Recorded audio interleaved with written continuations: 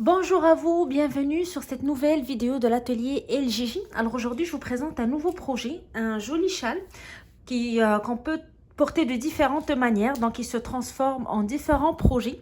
Un seul rectangle qu'on peut porter autour du cou comme ça pour que ça fasse une jolie écharpe, ou qu'on peut tout simplement porter comme une étole et venir le fermer devant pour constituer donc une sorte de gilet ou cardigan autour de nos épaules.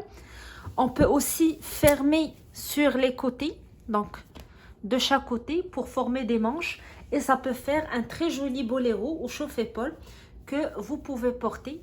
Donc un seul rectangle, plusieurs utilisations, et en plus c'est très facile à réaliser. J'ai choisi pour vous un point très simple et qui donne un très joli rendu. Alors je me suis inspirée d'un patron de couture, d'un patron de tricot. J'ai mélangé un petit peu les deux ensemble pour les mesures et donc pour vous donner un joli projet que vous pouvez faire au crochet. Alors on va commencer tout de suite. Si vous n'êtes pas abonné à la chaîne, c'est le temps de le faire. Vous pouvez aussi venir nous voir sur le groupe Facebook Création Atelier LJJ et sur notre page Instagram Atelier LJJ. Alors on commence tout de suite. Alors pour réaliser mon châle, j'ai choisi de travailler une laine légère, donc une laine numéro 3 qui se crochette normalement avec un 4 mm. J'ai choisi de la crocheter avec un 5 mm pour donner plus de légèreté au point. Alors ma pelote mesure 727 mètres, 250 grammes, et j'ai utilisé une pelote et demie comme celle-ci pour réaliser mon châle qui mesure 150 cm sur 50. Alors bien sûr, vous allez choisir la laine qui est disponible chez vous, la marque qui vous plaît. L'essentiel, c'est d'adapter votre crochet à votre laine. Et par la suite, puisqu'on va fonctionner en centimètres, ça va être plus facile de s'adapter au projet.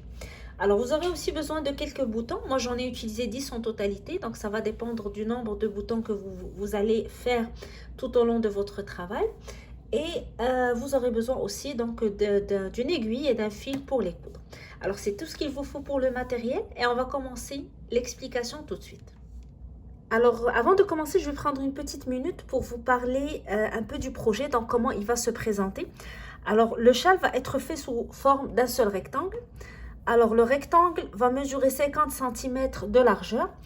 On va commencer en largeur ici, donc la chaînette va être au niveau, va constituer la largeur de notre rectangle, 50 cm, et on va travailler sur la longueur jusqu'à ce qu'on atteigne les 150 cm que je suggère pour la longueur totale de mon châle. Alors comme vous voyez, j'ai divisé le châle en trois parties. La première partie et la dernière vont mesurer 20 cm chacune et on va les travailler de la même manière avec le même point. Et c'est sur ces parties, on va attacher les boutons et on va déterminer les ouvertures pour fermer les boutons.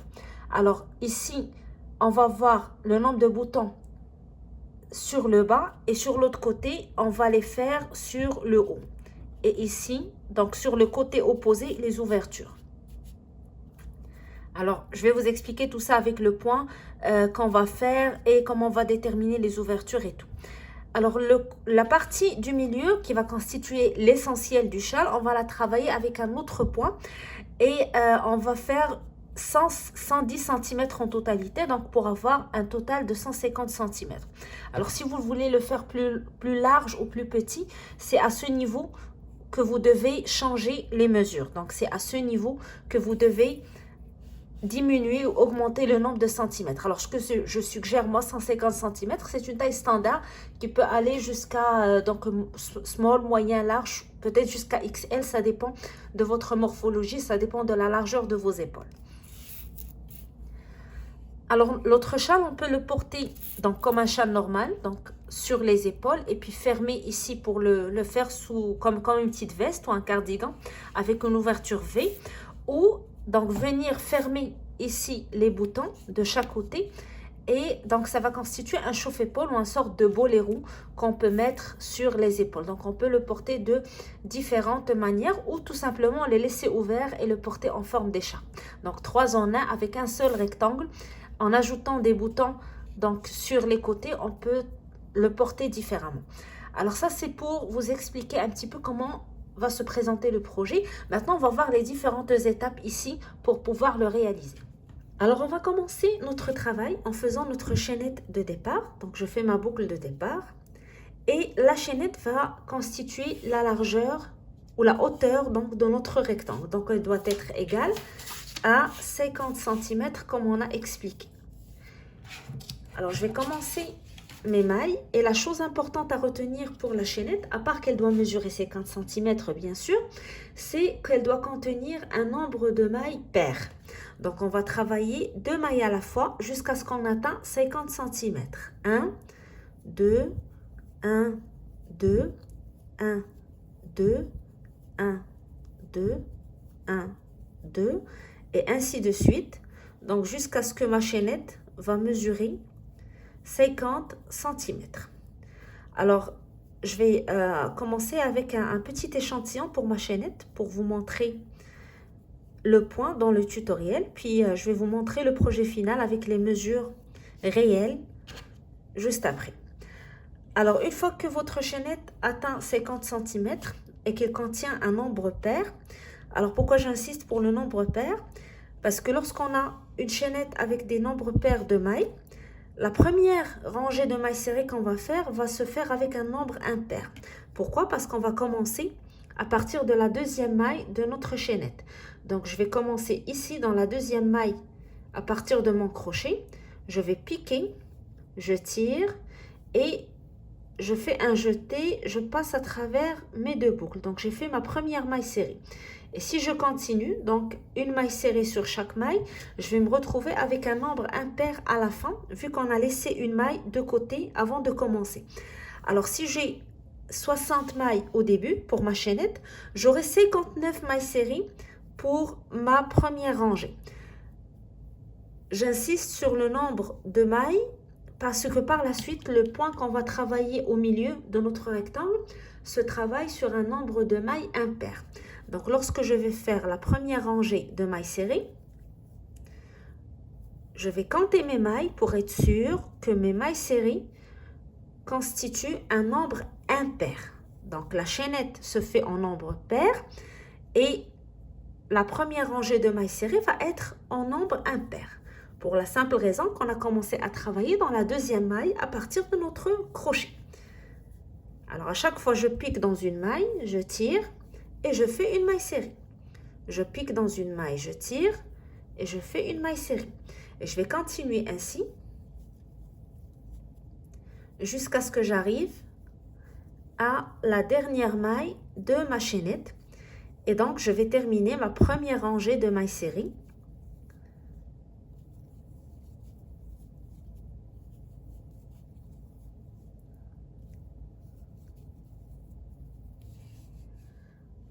Alors, une fois qu'on a terminé notre première rangée de mailles serrées, donc on va compter nos mailles pour être sûr qu'on a un nombre impair. Maintenant, je vais faire une maille en l'air, je tourne et je vais repartir avec une autre rangée de mailles serrées, sauf que cette fois, je vais travailler mes mailles serrées sur la boucle arrière de ma maille. Alors, au lieu d'insérer mon crochet et piquer sous la maille de cette manière, je vais piquer uniquement sous la boucle arrière de ma maille, jeter, je tire, donc j'ai 2 boucles sur mon crochet, je fais un jeté et je passe à travers les 2 boucles. Donc j'ai fait une maille serrée, travailler uniquement sur la boucle arrière.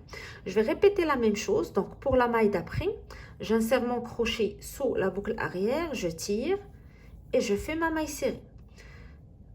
Je passe à l'autre maille, je fais la même chose, donc j'insère mon crochet uniquement sous la boucle arrière, et je fais ma maille serrée. Et je vais continuer ainsi jusqu'à la fin de ma rangée. Donc, je pique à chaque fois sous la boucle arrière, je tire et je fais ma maille serrée. Et ainsi de suite jusqu'à ce que vous terminez cette rangée. Alors, je continue le travail de la même manière. Une maille serrée, travaillez toujours sur la boucle arrière. J'insère mon crochet sous la boucle arrière et je fais ma maille serrée jusqu'à la dernière maille de ma rangée. Alors ici, j'ai terminé ma deuxième rangée et je vais répéter le même travail, donc la même technique que je viens de faire, jusqu'à la 5e rangée. Alors, je fais toujours une maille en l'air, je tourne et je reprends une rangée de mailles serrées en insérant mon crochet uniquement sur la boucle arrière. Et je refais la même chose jusqu'à la fin de la rangée. Je fais une maille serrée et je retourne. Alors ici, comme j'ai dit, j'ai fait 2 rangées. Je suis en train de faire la troisième. Je vais faire la quatrième, la cinquième. Je vous retrouve à la sixième rangée parce que c'est là où on va insérer les petites ouvertures pour les boutons. Alors, je vais vous montrer comment le faire à la sixième rangée. Alors, une fois que vous terminez votre cinquième rangée, on se retrouve pour commencer la sixième ensemble.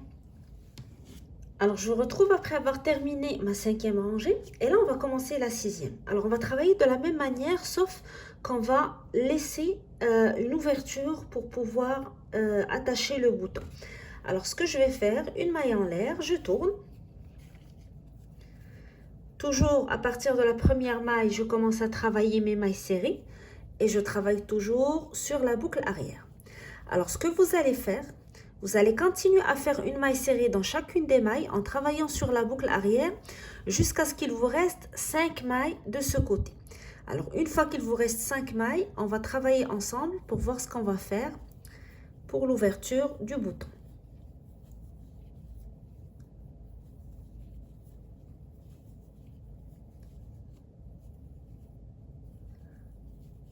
Alors, c'est toujours une maille serrée dans chaque maille.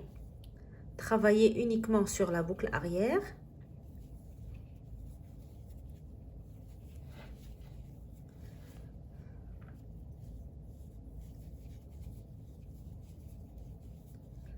Et je vais m'arrêter lorsqu'il va me rester 5 mailles avant de terminer ma rangée.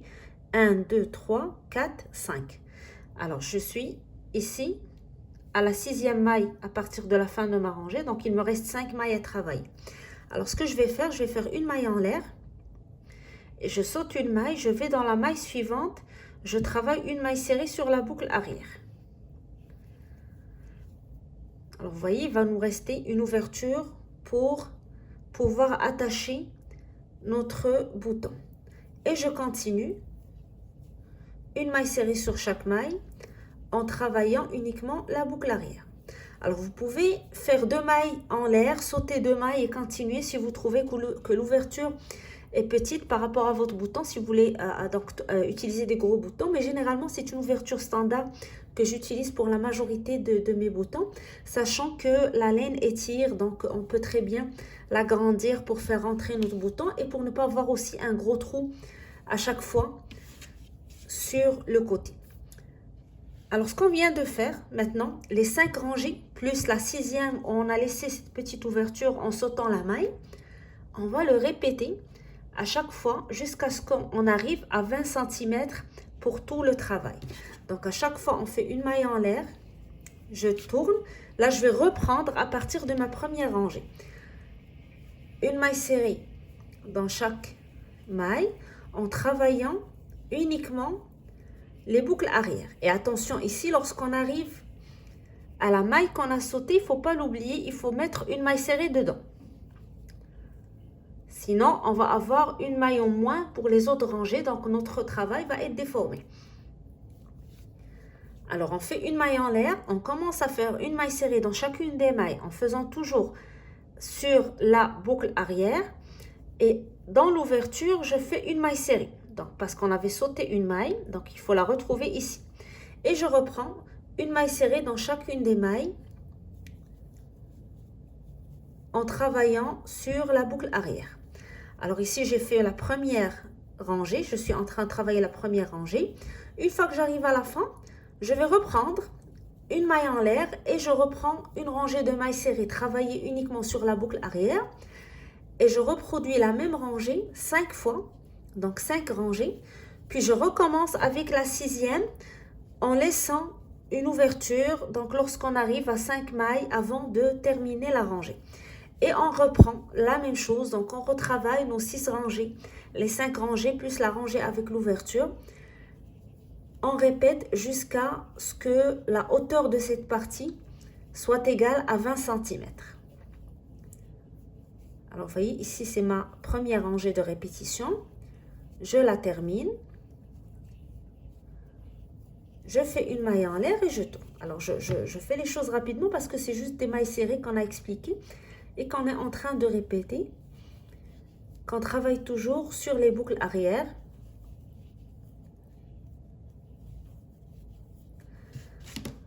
Alors, on répète la même chose. Donc, la première rangée, deuxième, troisième, quatrième, cinquième. Au niveau de la sixième, on garde une ouverture pour le bouton. Donc, on fait une maille en l'air et on saute une maille lorsqu'on arrive aux 5 dernières mailles de notre rangée. Et on continue le travail. Puis, on reprend la première rangée, deuxième rangée, troisième rangée. On n'oublie pas de travailler dans l'ouverture qu'on a sauté, une maille serrée. Donc, pour garder le même nombre de mailles. Alors, une fois que cette partie atteint 20 cm, on va pouvoir commencer à travailler le milieu de notre rectangle avec un nouveau point. Donc, on va arrêter de faire ces rangées de mailles serrées et on va commencer un autre point. Alors, ce que je vais faire, je vais ajouter mes 6 rangées ici qui me manquent.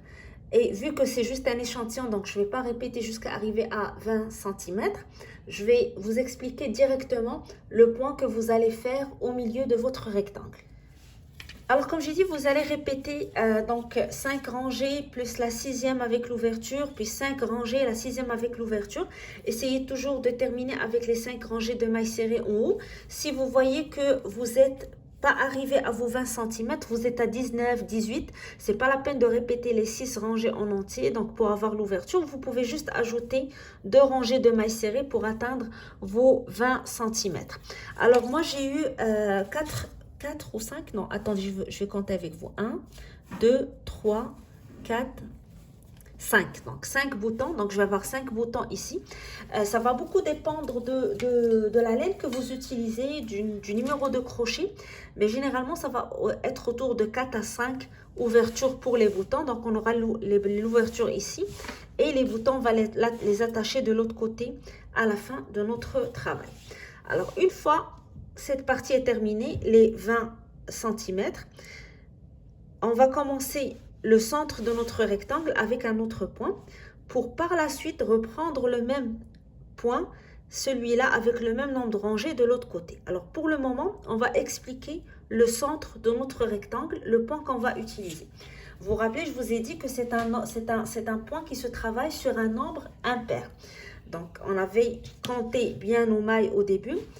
On avait fait une chaînette de mailles de nombre pair pour que notre première rangée de mailles serrées soit un nombre impair. Puis par la suite, donc on a répété la même chose. Donc on doit se retrouver avec le même nombre à la fin de cette rangée. Alors maintenant, on va commencer le centre du rectangle.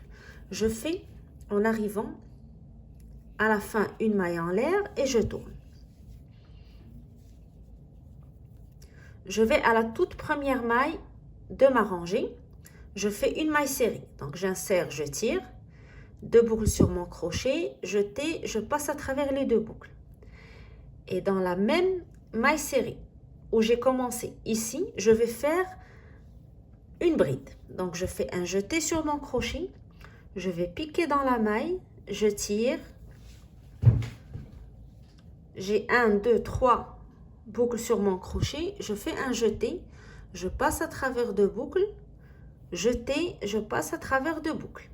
Alors, dans la même maille, j'ai fait une maille serrée et une bride. Je vais sauter la maille suivante, aller à la maille d'après et je répète la même chose. Donc, je saute celle-ci, je vais à la suivante, je fais une maille serrée. Et dans la même maille, je fais une bride.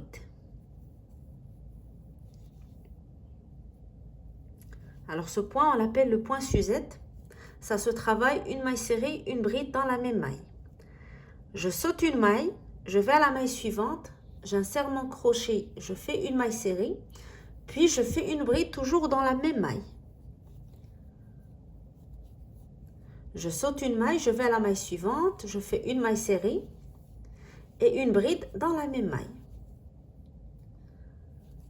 Je saute une maille, dans la maille suivante, une maille serrée, une bride dans la même maille. Je répète la même chose, donc je vais répéter le même travail jusqu'à la fin de ma rangée. Je vais sauter une maille, aller à la maille suivante, faire une maille serrée, puis une bride dans la même maille. Je saute une maille, maille suivante, je fais une maille serrée, une bride dans la même maille. Et ainsi de suite. Donc à chaque fois, je saute une maille. Dans la maille suivante, je fais une maille serrée, une bride. Je saute une maille. Dans la maille suivante, je fais une maille serrée, une bride.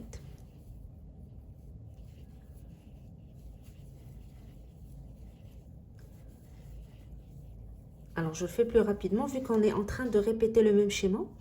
Je saute une maille, dans la maille suivante, je fais une maille serrée, une bride. Puis je saute une maille serrée, une bride. Alors je vais arriver à la dernière maille ici qui va me rester. Ici je vais faire une maille serrée uniquement. Alors je répète, j'ai à chaque fois dans la première maille de ma rangée, je fais une maille serrée, une bride et je continue, je saute une maille, la maille suivante, maille serrée, une bride, je saute une maille serrée, une bride. Alors je vais arriver à la fin, il va me rester une seule maille à la fin de ma rangée, je vais faire une maille serrée et je tourne. Alors je fais une maille en l'air et la rangée que je vais faire, c'est la rangée que je vais répéter tout au long de mon travail. Alors dans la même maille, la dernière maille serrée de ma rangée, je fais une maille serrée, puis une bride. Alors maintenant, je vais travailler uniquement dans les mailles serrées. Je travaille jamais sur les brides. Je saute la bride, je vais dans la maille serrée, je fais une maille serrée et une bride.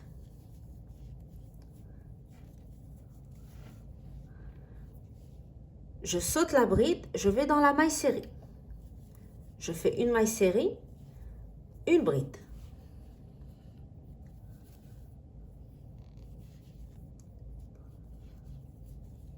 Je saute la bride, je vais à la maille suivante, donc la maille serrée. Je fais une maille serrée et une bride dans la même maille. Alors on aura toujours le travail sur les mailles serrées et non les brides. Je saute la bride, je vais à la maille serrée, je fais une maille serrée, une bride. Je saute la bride, sur la maille serrée, je fais une maille serrée, une bride. Alors on fait juste que répéter la même chose. C'est un point très facile et qui donne un très joli rendu à la fin. En utilisant donc à chaque fois, en travaillant à chaque fois une maille serrée, une bride. Uniquement dans les mailles serrées, donc on saute les brides, on ne les travaille jamais.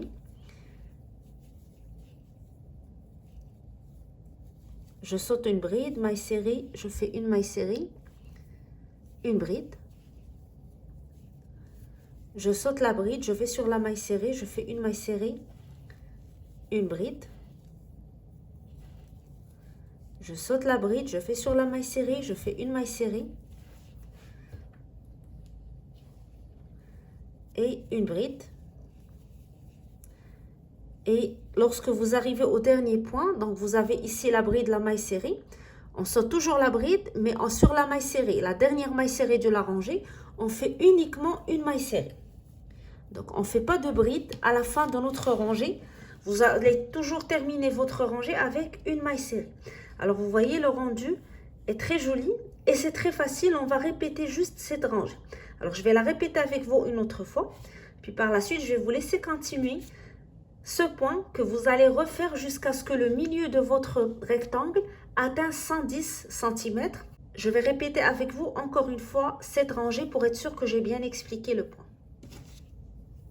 Alors, on avait terminé notre rangée avec une maille serrée. On commence par une maille en l'air en tourne.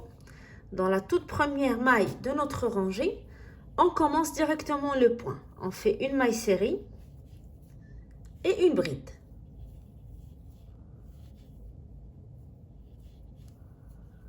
Puis on saute la bride, on va sur la maille serrée. Maille serrée, une bride. Même chose, on saute la bride, on va sur la maille serrée, on fait une maille serrée, une bride. On saute la bride, on va sur la maille serrée suivante, on fait une maille serrée, une bride. On saute la bride, on va sur la maille serrée, on fait une maille serrée, une bride. Alors c'est la même répétition, le même point jusqu'à la fin. Donc à chaque fois, on saute la bride, on travaille uniquement la maille serrée et sur chaque maille serrée, on doit avoir une maille serrée, une bride.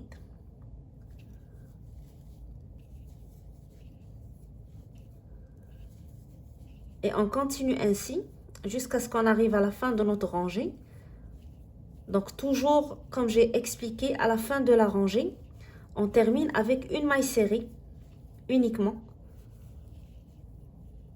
avant de reprendre le travail sur la rangée suivante avec la même manière. Donc je saute une bride, maille serrée, je fais une maille serrée, une bride,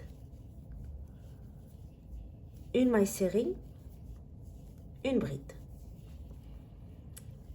Alors j'arrive à la fin de ma rangée. Là j'ai mon dernier point qui est constitué de la bride et de la maille serrée. Je saute la bride, je vais sur la maille serrée, je fais une maille serrée. Et c'est tout ce qu'il faut savoir sur ce point, donc aussi facile que ça. On va répéter cette rangée. On commence par une maille en l'air. Sur la même maille, je fais une maille serrée, bride. Puis je continue. À chaque fois, je saute la bride, je travaille uniquement la maille serrée. Je fais maille serrée, bride, je saute bride. Sur la maille serrée, je fais maille serrée, bride. Et ainsi de suite jusqu'à la fin. Lorsque j'arrive à la fin, je fais une maille serrée sur la dernière maille serrée de la rangée, une maille en l'air et je reprends. Alors en continuant ainsi, vous allez répéter ce point jusqu'à ce que le milieu, donc vous allez compter à partir de la première rangée de ce point jusqu'à la dernière, ça doit mesurer 110 cm pour une longueur totale de 150. Une fois que vous terminez cette partie, on se retrouve par la suite parce qu'on va répéter la première partie qu'on a expliquée de l'autre côté pour terminer notre rectangle. Alors, quand vous allez continuer à travailler et arriver donc au nombre de centimètres recherché, donc ici c'est 110 cm, on va reprendre le travail donc sur la dernière partie de notre rectangle. Donc, on va travailler cette partie qui va être similaire ou identique à la première qu'on a fait. Alors, ce qu'on va faire, on va tout d'abord faire une rangée de mailles serrées qui va compter pour la première rangée. Donc, elle va être l'équivalente de la dernière rangée que vous avez fait ici. Donc, une maille en l'air, je tourne. Et ici, je vais faire une maille serrée dans chacune des mailles de la rangée. Donc, je fais une maille serrée sur la maille serrée, une maille serrée sur la bride, une maille serrée sur la maille serrée, puis une maille serrée sur la bride, et ainsi de suite. Donc, jusqu'à la fin de ma rangée. Comme j'ai dit, cette rangée, elle est équivalente à la dernière rangée qu'on a fait sur le premier côté. Alors, l'essentiel, c'est de reprendre le même nombre de rangées sur les deux côtés. Donc, pour avoir le même nombre de centimètres aussi, avoir un équilibre au niveau de notre rectangle. Et la seule chose donc qu'on doit regarder lorsqu'on travaille de ce côté, donc vu qu'on va répéter en fait le même travail, la même technique, la seule chose à laquelle on doit faire attention, c'est les ouvertures de boutons. Donc, il faut voir où on va les placer sur ce côté. Alors, je vais terminer cette première rangée et je vais vous montrer donc la chose à laquelle vous devez faire attention. Alors, comme je vous ai expliqué au début du travail, sur ce côté, si on a fait les ouvertures ou les boutons en haut et les ouvertures en bas, donc sur l'autre côté, on va faire l'inverse. Donc, les boutons en bas, les ouvertures en haut. Alors, ce qu'on va faire, donc je vais prendre ma première partie ici. Je vais rechercher où j'ai mis mes ouvertures. Donc, je les ai mis sur la droite. Donc, automatiquement, les ouvertures sur ce côté vont être sur la gauche. Donc, aussi simple que ça. Alors, tout d'abord, on commence par répéter le même nombre de rangées avant d'arriver à l'ouverture. Donc, par exemple, ici, j'ai 1, 2, 3, 4, 5. Et la sixième, j'ai l'ouverture du bouton. Alors, je vais faire 5 rangées de mailles serrées que je vais travailler toujours sur la boucle arrière. Et puis, par la suite, je vais vérifier là où je vais placer mes boutons.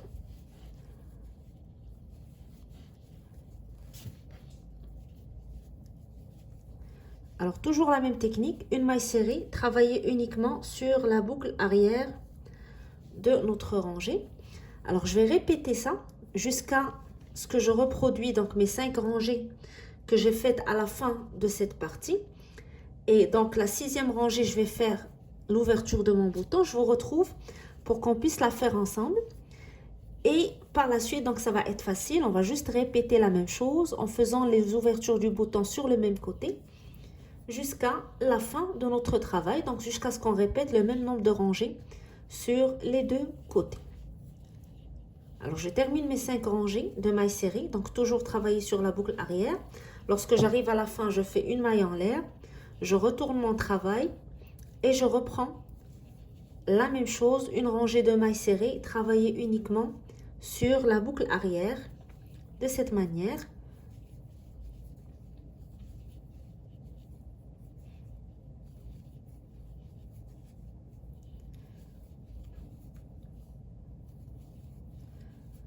Alors j'arrive à la fin, une maille en l'air, je tourne et je recommence ma 3e rangée. Alors je répète, il faut faire attention ce que vous fassiez le même nombre de rangées ici que sur l'autre côté avant d'arriver à l'ouverture. Vous vous rappelez, je vous avais dit, si vous n'avez pas atteint 20 cm, vous pouvez ajouter quelques rangées de mailles serrées. Donc si vous les avez ajoutées ici, faites attention à les reprendre ici avant de recommencer la répétition des 6 rangées avec l'ouverture du bouton. Donc juste pour vous rappeler, pour ne pas les oublier et ne pas avoir donc un déséquilibre au niveau de votre rectangle. Alors lorsque j'arrive à ma 6e rangée, je vous retrouve avant de la commencer pour donc faire la même chose, donc les ouvertures de boutons ensemble. Alors j'ai terminé ma 5e rangée, là je vais commencer ma 6e, donc je fais une maille en l'air et je tourne. Avant de commencer à travailler la 6e, je vais aller sur l'autre côté, voir où se placent mes boutons. Alors j'ai ici l'ouverture où je vais attacher mes boutons sur, maintenant elle se retrouve sur ma gauche. Alors les boutons vont être ici. Donc lorsque je vais travailler sur ce côté, je vais faire l'inverse. Je vais avoir les boutons de ce côté et les ouvertures ici. Alors je vais tracer ou je vais marquer l'ouverture pour attacher le bouton sur ce côté. Alors je vais faire l'inverse de ce que j'ai fait ici. Vous vous rappelez, ici on travaillait et on arrivait 5 mailles avant de terminer. On faisait le petit espace, on laissait le petit espace ici pour fermer le bouton. Alors ici on va faire le contraire. Je vais faire 4 mailles, 1, 2, 3 et 4. Et je vais faire une maille en l'air, je saute la maille et je vais aller sur la maille suivante, je fais une maille serrée. Alors juste l'inverse de ce que je fais ici. Ça se peut que, vu au regard du nombre de rangées que vous avez fait au début, vous vous retrouvez avec l'ouverture de ce côté. Donc dans ce cas, vous allez répéter ce que vous avez fait au début. Vous travaillez jusqu'à ce qu'il vous reste 5 mailles. Là, vous faites une maille en l'air, vous sautez une maille et vous travaillez les 4. Donc vous allez vous adapter selon le nombre de rangées que vous avez travaillé ici et selon le côté où vous allez trouver vos boutons. L'essentiel, c'est d'avoir toujours sur le côté opposé. Donc si vous avez sur ce côté-là, donc vous commencez à travailler sur le côté opposé les ouvertures pour attacher les boutons. Et si vous les avez ici, donc vous travaillez sur l'autre côté. Alors ici, comme je l'ai sur la gauche, donc je vais commencer à distinguer l'ouverture pour fermer mes boutons dès le début de ma rangée pour qu'on puisse la retrouver sur le côté droit. Donc je fais 4 mailles pour avoir la même chose ici, les 4 mailles, une maille en l'air, je saute une maille et je recommence. Alors ici, ça va être plus facile, c'est juste une répétition. On va faire la même chose que ce qu'on a fait au début. Donc on termine la rangée avec des mailles serrées. Et on va reprendre donc 5 rangées de mailles serrées, puis la 6e où on va laisser l'ouverture pour attacher le bouton. Puis 5 rangées de mailles serrées et la 6e, on laisse l'ouverture pour attacher le bouton. Toujours de la même manière jusqu'à ce qu'on répète le même nombre de rangées qu'au début. Donc vous allez compter le nombre de rangées, le nombre d'ouvertures, des espaces que vous avez laissés pour les boutons. Vous devez les retrouver sur le même côté ou de l'autre côté du rectangle, sauf que ça va être sur le côté opposé cette fois. Alors comme ça, donc pour ce côté, les boutons, on va les attacher ici. Et sur l'autre partie du rectangle, les boutons, on va les attacher sur le côté opposé pour qu'on puisse donc transformer l'écharpe à notre guise sans problème. Alors ici, je vais juste vous rappeler que lorsque vous terminez votre rangée ici, la 6e, et vous reprenez ou vous recommencez la série de répétitions, n'oubliez pas de faire votre maille serrée dans l'ouverture que vous avez laissé sur la rangée précédente pour ne pas donc avoir un nombre de mailles différent de la rangée précédente. Alors, vous faites toujours vos mailles serrées. Et lorsque vous arrivez donc ici à l'espace, vous faites une maille serrée dans l'espace. Ne pas l'oublier. Vous comptez 5 rangées de mailles serrées que vous travaillez uniquement sur la boucle arrière. Et la 6e, vous laissez l'ouverture pour pouvoir attacher votre bouton. Et vous reprenez le même travail. Alors, moi, mon châle que j'ai fait, j'avais compté, comme je vous ai dit, 5 boutons. Donc, je vais avoir 5 boutons de chaque côté avec le même nombre de rangées.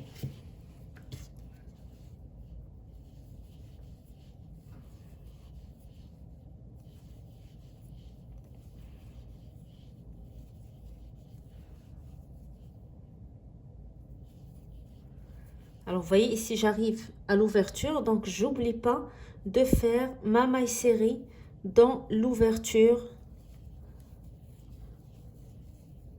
Et je continue à travailler mes mailles serrées. Et là, je reprends le même travail. Alors, je vous laisse continuer votre rectangle. Une fois que vous avez terminé, vous allez attacher les boutons donc sur l'autre côté. Donc, ici, j'ai l'ouverture ici. Donc, je vais attacher le bouton de ce côté-là. Donc, sur le haut toujours. Sur la même rangée, donc j'ai la rangée ici avec l'ouverture, je vais aller sur l'autre côté et compter 1, 2, 3 dans la 4e maille ici, je vais attacher mon bouton de la même manière que ce que j'ai fait ici. Et je continue sur l'autre ouverture, et je fais ça du même côté pour avoir le résultat final. Alors, je vais continuer à travailler moi mon rectangle, donc que je vais terminer, donc je suis à la fin de mes rangées. Et je vais revenir vers vous pour vous montrer donc comment je vais attacher mes boutons. Et par la suite, on va voir donc le résultat final de notre travail. Alors, je suis en train de coudre mes boutons, la dernière étape avant de terminer mon travail. Je reviens sur mon dessin que j'ai expliqué au tout début du tutoriel. Donc, je rappelle que les boutons vont être en haut d'un côté et en bas de l'autre côté. Donc, à l'inverse des ouvertures qu'on a tracées en faisant en crochetant les deux parties de notre châle. Et donc, ça va nous permettre de fermer sur les côtés et de le transformer en un joli boléro ou de le fermer donc devant pour le porter comme un châle fermé du devant. Alors là, je suis en train de terminer, je finalise, il me reste à enlever les petits fils et je vous montre tout de suite donc les photos du rendu final. J'espère que ça vous a plu, que le petit point que j'ai choisi pour faire mon châle vous a plu, que ça vous donne envie de l'essayer. Si vous voulez partager avec nous vos réalisations, vous pouvez toujours le faire sur le groupe Facebook Création Atelier LJJ ou sur notre page Instagram Atelier LJJ. Alors, moi, je vous donne rendez-vous très bientôt pour un autre tutoriel. Et je vous dis bon crochet et on se retrouve très bientôt. N'oubliez pas de vous abonner à la chaîne pour continuer à recevoir toujours les nouveautés sur Atelier LJJ. Alors, à bientôt.